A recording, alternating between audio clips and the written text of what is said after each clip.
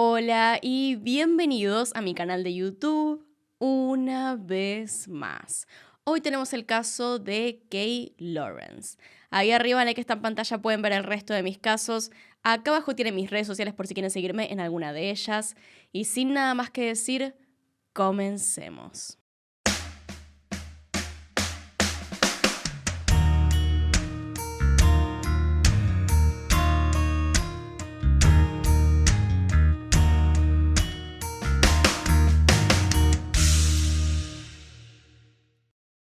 Para comenzar a hablar acerca de Kay y todo lo que ahora conocemos sobre su vida, tenemos que volver al 1 de febrero del 2013. Aquel día la ciudad de Fresno, en California, Estados Unidos, fue testigo de un accidente ocasionado intencionalmente por un hombre llamado Jed Simmons McBride, quien aseguraba ser Jesucristo, además de dar una serie de alaridos racistas. Este hombre decidió impactar su auto en contra de un operario de una compañía de gas, dejándolo atrapado entre su vehículo y el camión de la empresa. Todo esto solo porque era negro. Evidentemente algunos testigos se acercaron de inmediato a brindar ayuda, comenzando por una señora que se acercó a verificar si el operario se encontraba bien. Cuando de pronto McBride, que por cierto medía más de 1,90 y pesaba más de 130 kilos, se abalanzó contra ella y le hizo una llave en el cuello. Pero este hombre no estaba solo. Del asiento del copiloto saltó un joven quien en un acto heroico sacó un hacha de su gran mochila de viaje y le asestó varios golpes en la cabeza, efectivamente salvando a la mujer. La historia es simplemente surrealista y tras este hecho varios medios de comunicación locales acudieron a la escena, pero fue el periodista Jessop Reisbeck de la televisora KMPH quien logró una entrevista con este joven, a quien empezaron a llamar héroe. Él mismo explicó lo sucedido con un relato bastante excéntrico y dijo además que su nombre era Kay, deletreado como K-A y latina. Cuando el reportero le preguntó si tenía apellido, Kay respondió que en realidad no tenía nada y que él solo estaba haciendo autostop en la carretera. Before I say anything else, I want to say no matter what you've done, you deserve respect. Even if you make mistakes, you're lovable. And it doesn't matter your looks, skills, or age, or size, or anything, you're worthwhile. You know what? I come to realize I'm Jesus Christ and I can do anything I fucking want to. And watch this, bam, and he smashed into this fucking guy right there. He runs up and he grabs one of them, man. Like a guy that big can snap a woman's neck like a pencil stick. So I fucking ran up behind him with a hatchet, smash, smash, smash. Where are you from originally? Are you from Fresno area? Sophia, West Virginia. No kidding. He just finished what looked like at the time killing somebody. And if I hadn't have done that, he would have killed more people. He's dead. Good. Fue así, con esta primera aparición pública, que el joven sin techo de apenas 24 años de edad se convirtió en la nueva celebridad de internet. No solo por haberle salvado la vida a una mujer, sino porque su peculiar relato se hizo viral tan solo unas horas después de que el periodista subiera el video de la entrevista a su canal de YouTube, el cual sigue disponible, por cierto, bajo el título de Kay Hatchet Wielding Hitchhiker, que se traduce al español como Kay, el autoestopista que empuña un hacha, o simplemente el mochilero del hacha, que es el título con el que más se lo conoce. Pronto la noticia dio la vuelta al mundo. Se hicieron memes de la parte en la que Kay dice smash, smash, smash, haciendo referencia a su ataque de defensa con el hacha. Se hicieron canciones, remixes, parodias, e incluso Kay fue un invitado especial en el programa de Jimmy Kimmel. Y la productora del famoso programa Keeping Up with the Kardashians estaba dispuesta a hacerle su propio programa. La gente estaba fascinada con este hombre. Por algún motivo, su personalidad relajada, a la vez que extravagante, le parecía genial a la gente que no tardaba en consumir todos los contenidos que lo tuvieran presente, a pesar de solo conocer su nombre. En los 3 meses siguientes al accidente y luego de haber estado con Jimmy Kimmel, Kay comenzó a hacer una vida en las redes sociales, sobre todo a través de su página de Facebook, donde publicaba cada ciudad y lugar que visitaba. Era un nómada, una especie de mochilero que solo recorría el país en busca de nuevas aventuras, y la gente empezó a seguirlo. Era interesante, y si veían que estaba en su zona, no dudaban en ir a su encuentro. Kay se había convertido en una sensación, tal y como él lo decía. Todo parecía estarle yendo de maravilla, hasta que llegó el 16 de mayo del 2013. Habían pasado tan solo 3 meses desde su salto a la fama, y ahora estaba nuevamente en el foco público, pero no precisamente por razones heroicas. Kay había sido detenido por la policía por ser el principal sospechoso del asesinato de un abogado de 73 años de edad llamado Joseph Galfi, Además, aquí también se descubrió que su nombre realmente no era Kay, sino Caleb Lawrence McGilvery. Caleb nació el 3 de septiembre de 1988 en Edmonton, Alberta, Canadá, y no en Virginia como él lo había dicho en una entrevista. Sus padres se divorciaron cuando Caleb tenía apenas 4 años de edad y su familia lo recuerda como un pequeño muy ruidoso y travieso. La verdad es que tuvo una infancia distinta a las demás, bastante traumática, pues su madre, Shirley, lo mantenía encerrado en su habitación durante varias horas al día. Y aunque ella luego haya negado estas acusaciones, diciendo que lo mantenía encerrado para poder protegerlo del peligro al que constantemente Caleb se sometía, luego de que él haya intentado enseñar su propia casa, ella decidió que ya no podía hacerse cargo del menor y este fue enviado a una especie de albergue especial para lo que podrían denominarse adolescentes problema. Caleb también declaró en algún momento que había sido víctima de abuso sexual durante su juventud y además contó que comenzó a llamarse a sí mismo Kay después de haber tenido un despertar espiritual mientras vivía en una reserva de nativos americanos. Pero ¿cómo fue que Kay pasó de ser la sensación del momento a estar acusado de homicidio? Vayamos al día de los hechos tomando en cuenta la perspectiva de lo sucedido con Joseph Galfi.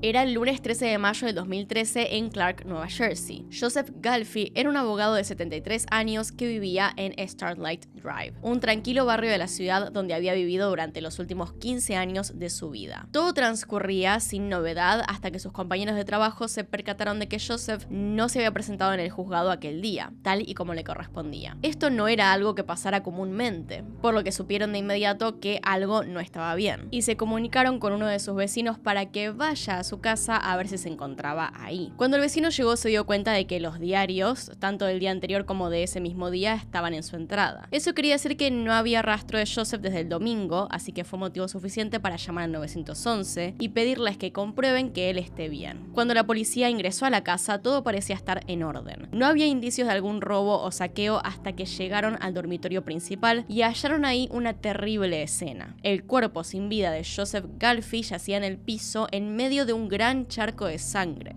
Joe, como lo llamaban sus amigos, solo vestía su ropa interior y un par de medias. La policía entonces empezó a buscar dentro de la vivienda cualquier pista que les diera un indicio de dónde comenzar a buscar. Y es así que revisando la sala encontraron una notebook sobre una mesita al lado del sofá. Y debajo de esta computadora portátil encontraron un papel con un número de teléfono y un nombre. El nombre de Kay Lawrence. A partir de este hallazgo la policía comenzó su investigación y lo primero que hicieron fue buscar en internet el nombre de este sujeto para ver si obtenían algo de información. Y así fue. Lo primero que salió en el buscador fue el video viral que llevó a la fama a Kay, aquel donde narraba cómo le había salvado la vida a una mujer golpeando a un hombre en la cabeza con un hacha. Ya tenían un sospechoso, pero necesitaban algo más que lo relacione. Y fue ahí donde, revisando las fotos que habían tomado como evidencia en el lugar, que descubrieron un boleto de tren que había sido adquirido el día anterior a las 9:38 de la mañana. Así que teniendo la fecha y la hora, pudieron ir hasta la estación de trenes y solicitar las imágenes de las cámaras de seguridad. No les tomó mucho tiempo conseguirlas y cuando vieron las imágenes, claramente se puede observar al señor Galfi en una de las máquinas expendedoras de boletos comprando uno de ellos, y a su lado se podía ver a un hombre joven con el pelo enmarañado cubierto con un pañuelo y que además portaba un bolso de viaje. Rápidamente la policía contrastó estas imágenes con el video viral de Kay y estaban casi seguros que se trataba del mismo sujeto. Pero para estar completamente seguros se pusieron en contacto con la policía de Fresno en California, quienes les enviaron toda la información que tenían en la base de datos respecto a Kay, quien había sido llamado a testificar por el caso de Chet Simmons McBride, donde por cierto se descubrió que la historia no había sido tal y como todos lo creían, pero eso lo dejamos para más adelante. Si bien es cierto que la policía tenía un número de teléfono que aparentemente era de Kay, no lograban ponerse en contacto con él, así que al saber que era un nómada y que podría estar en cualquier parte, decidieron lanzar un comunicado a través de los medios de comunicación. No pasaron muchos días hasta que el 14 de mayo Kay hiciera una publicación a través de su cuenta de Facebook. ¿Qué harían ustedes si se despertaran en la casa de un desconocido con la cabeza aturdida, un sabor metálico en la boca, caminan hacia el espejo y se dan cuenta que alguien los ha drogado, violado y ha terminado encima suyo? ¿Ustedes qué harían? Este mensaje daba a entender que quizá Kay había sido víctima de alguien, quizá haciendo referencia a Joseph Galfi, y que por eso le quitó la vida, pero esto eran meras suposiciones hechas a raíz raíz de una publicación en Facebook. Aún faltaba encontrarlo y saber qué fue lo que verdaderamente había sucedido. Dentro de la investigación también se supo que el día de los hechos, el 12 de mayo, Kay había tenido comunicación con una seguidora suya llamada Kim, con quien había contactado a través de Facebook y con quien se estaba poniendo de acuerdo para verse. Esa noche no logró concretarse, pero sí que pudieron verse al día siguiente, y no solo eso, sino que se tomaron algunas fotos que fueron fundamentales para la investigación, ya que Kay no lucía como en las imágenes de las cámaras de seguridad de la estación de trenes donde se le ve con Galfi, sino que se había cortado el pelo y aparentemente ahora tenía un tatuaje en la cara.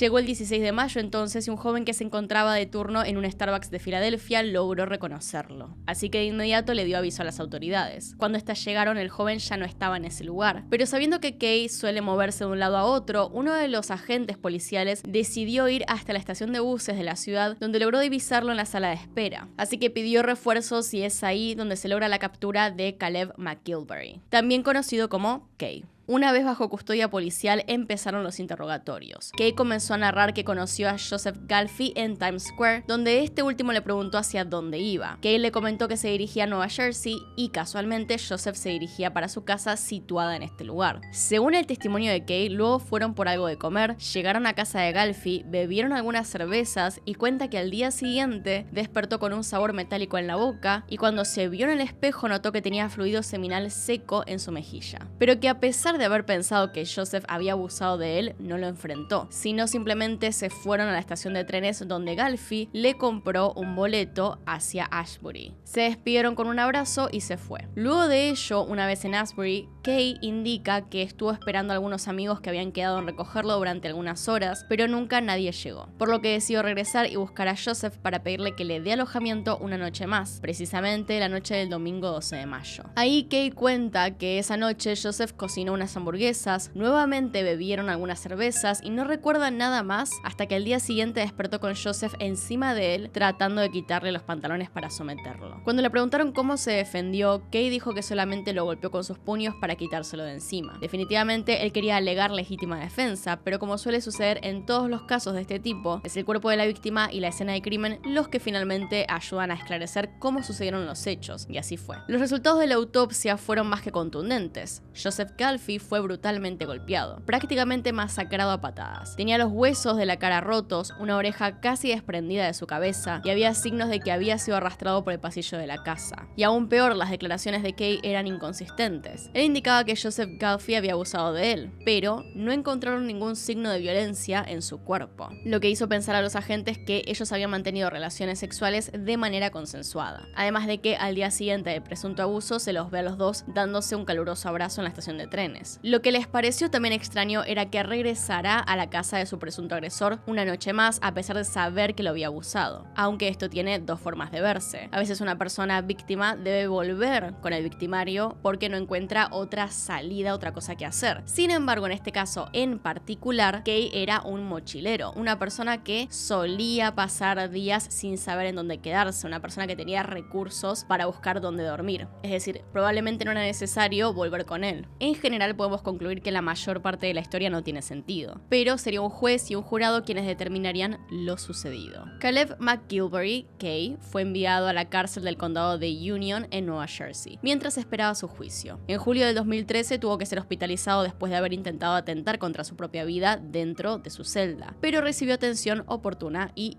lo salvaron. Luego de haber sido una celebridad de internet y ahora siendo acusado de homicidio, la opinión pública estaba dividida. Había muchas personas decepcionadas, algunos otros que aseguraban que desde un comienzo se vio que el muchacho terminaría mal, pero otro gran grupo de fanáticos le brindaron su apoyo incluso estando en la cárcel, y recaudaron también dinero para un fondo legal. Kay estuvo encarcelado aproximadamente 6 años antes de su juicio, el cual comenzó el 1 de abril del 2019. La imagen de aquel joven con un espíritu libre que todos celebraban ya no existía. Incluso tuvo varios arrebatos durante el juicio que casi le costaron ser expulsado de la sala. Pero luego de alegar legítima defensa, el jurado encontró a Caleb Lawrence McGilvery culpable de asesinato en primer grado y fue sentenciado a 57 años de prisión. Debe cumplir por lo menos el 85% de su condena, aproximadamente 43 años y medio, sin contar los que pasó en prisión antes de su juicio, antes de poder solicitar libertad condicional. Claro está que Kay apeló a esta condena alegando ineficacia del abogado defensor, entre otras irregularidades, pero finalmente en agosto agosto del 2021, su condena fue ratificada por la Corte de Apelaciones de Nueva Jersey. A día de hoy, Caleb McGilvery tiene 34 años de edad y permanece en la prisión estatal de máxima seguridad de Nueva Jersey. Y respecto al primer caso en que Kay estuvo involucrado, el incidente ocurrido en Fresno. Luego de las investigaciones se descubrió que la historia que lo llevó a la fama no había ocurrido tal y como él la había narrado. Resulta que aquel día de febrero había sido el mismísimo Kay quien, después de haberle dado a Jed Simmons McBride un cigarrillo de marihuana, cosa que fue comprobada a través de los análisis toxicológicos correspondientes y luego corroborado por el mismísimo Kay cuando fue llamado a testificar en el juicio de este sujeto, le había metido en la cabeza la idea de que era Jesucristo y que ahora, después de los efectos de la hierba, ambos eran fantasmas, así que podrían ser capaces de atravesar el camión que tenían enfrente